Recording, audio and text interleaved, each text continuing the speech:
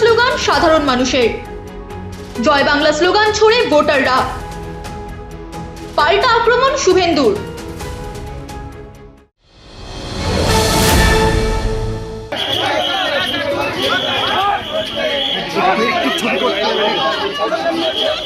ভবানীপুর বিধানসভা কেন্দ্রে সকাল থেকেই সুষ্ঠু ভোট হচ্ছে কিনা দেখতে বেরিয়েছিলেন বিজেপি প্রার্থী শুভেন্দু অধিকারী, কিন্তু কালীঘাটে এসেই বাধে গন্ডগোল। শুভেন্দু অধিকারীকে দেখে চোর চোর স্লোগান সাধারণ মানুষের, সাথে জয় বাংলা স্লোগান তো আছেই। স্লোগান দেওয়া মানুষদেরকে পাল্টা আক্রমণের জন্য ভিড়ের মধ্যেই দৌড় শুভেন্দু অধিকারীর। এরপর শেষমেশ গাড়িতে উঠে পড়তে হয় শুভেন্দু অধিকারীকে। এই নিয়ে স্পষ্ট বক্তব্য রাখলেন বিজেপির যুব মোর্চার স্টেট সেক্রেটারি তমসা চ্যাটার্জি। যিনি বলছি ট্রু নিউজ থেকে। আমরা একটু কুইকলি আলোচনা করে নিতে চাই সকাল থেকে যেটা হচ্ছে। আমার প্রথম প্রশ্ন হচ্ছে হট সিট ভবানীপুরকে নিয়ে। আমরা একটা প্যাটার্ন অফ বিক্ষোভ দেখতে পাচ্ছি সকাল থেকে বিভিন্ন জায়গায়, যেখানে রুল আছে যে বুথের 100 মিটারের কাছে জমায়েত হতে পারবে না। সেখানে শ্যামপুকুর থেকে নিয়ে ভানগড় থেকে নিয়ে ভবানীপুর অব্দি বুথের সামনে জমায়েত হচ্ছে লোকজন। এবং আমরা দেখলাম শুভেন্দু অধিকারী যখনই ঢুকতে যাচ্ছিলেন তখন জয় বাংলা স্লোগানিং হচ্ছে। এটুকু খবর আমার কাছে আছে। আমি তোমার প্রথম প্রশ্ন তোমার কাছে জানতে চাই, ভবানীপুরে এক্স্যাক্টলি কি হয়েছে? পুরো পশ্চিমবঙ্গের মানুষ এটা ঠিক করে নিয়েছেন যে 2026-এর নির্বাচন তৃণমূলের বিসর্জন।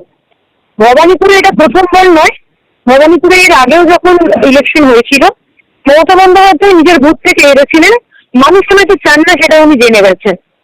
এর আগেও সাপ্লিমেন্টারি মুখ্যমন্ত্রীর জন্য যখন উনি লড়াই করেছিলেন তখন সাধারণত দেখা যায় যে এই বাই ইলেকশন গুলো ট্রেন্ড ইউজুয়ালি সরকারের পক্ষেই যায়, শাসকের পক্ষেই যায়। তারপরেও তিনি খালসা হাই স্কুলে বাসজমি থেকে ছাপ্পা ভোটার এনে ভোট করাতে হয়েছিল ওনাকে, কারণ উনি জানতেন যদি ছাপ্পা ভোট না করান তাহলে উনি হেরে যাবেন। ভবানীপুরের মানুষ ওনাকে চান না, সেটা জেনে যাওয়ার জন্য সকাল থেকে যা বিগত কয়েক বছরে দেখা যায়নি, মুখ্যমন্ত্রী নিজে আজকে রাস্তায় নেমেছেন।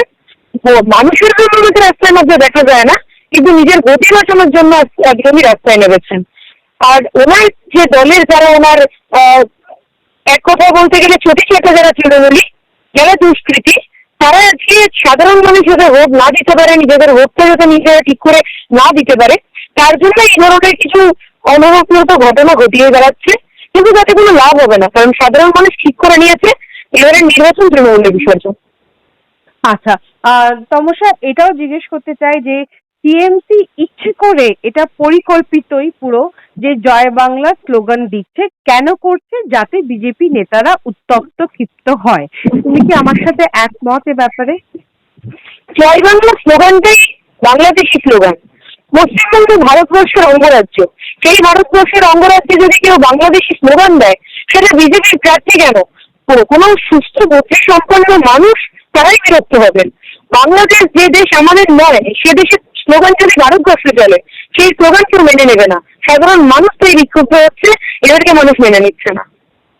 তমসা এটাও জিজ্ঞেস করতে চাই, শুভেন্দু অধিকারীর মতন বর্ষিয়ান নেতা যিনি একটা নয় দুটো সিট থেকে লড়েছেন এবং লাস্ট 7-8 মাস আমরা দেখেছি উনি কিভাবে পরিবর্তনের হাওয়া এনেছেন।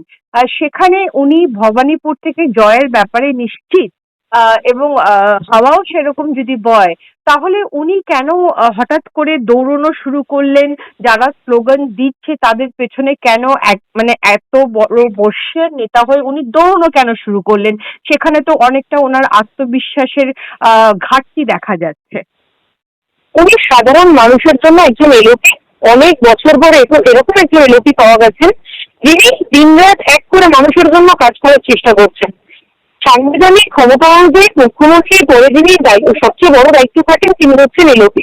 সেই এলোপিকে যদি আজকে এই ধরনের ঘটনা তার সামনে ঘটে, তিনি সাধারণ মানুষ যদি ভোট দিতে পারে তাদেরকে নিশ্চিত করার জন্য, তাদের অভয় দেওয়ার জন্য যা করেছেন সেটা আমার জন্য করণীয়। সাধারণ মানুষের জন্য উনি যা করার দরকার সেটাই করছেন।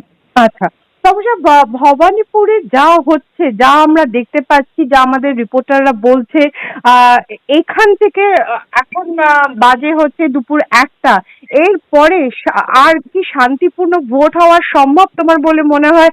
কারণ যেরকম বিক্ষোভ ওরা শুরু করেছে, বাকি দিনটুকু শান্তিপূর্ণ ভোট কি হওয়া সম্ভব?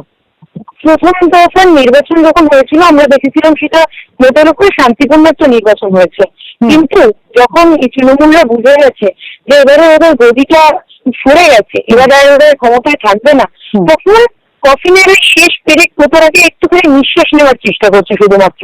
তাই জন্য বিভিন্ন জায়গায় এ ধরনের ঘটনা ঘটাচ্ছে। আমরা ইসিআই এর কাছে আবেদন করব, তাদের এটা দায়িত্ব, তারা যেন শান্তিপূর্ণ নির্বাচন এখনো যতটুকু বাকি রয়েছে তার মধ্যে যেন করানোর চেষ্টা করে। আমাদের মানুষের উপর ভরসা আছে, ইসিআইয়ের উপর আমরা ভরসা রাখার চেষ্টা করছি। মানুষ যেন নিজের ভোটটা দিতে পারে, এরা যতই যা চেষ্টা করুক, আমাদের খালি চাহিদা এইটুকুই কি মানুষ নিজের ভোটটা দিক। তবে যখন তুমি নির্বাচন কমিশনের কথা তুললে, আমার একটা প্রশ্ন জিজ্ঞেস না করে থাকতেই পারছি না। যেহেতু প্রথম দফা থেকে সেকেন্ড দফায় আমরা দেখলাম সকাল থেকে ভানগড় হোক, শ্যামপুকুর হোক, এন্টেলি হোক, বালি হোক, ভবানীপুর হোক, প্রত্যেকটা জায়গায় ইভিএম অথবা স্লোগানিং নিয়ে বিক্ষোভ হচ্ছে।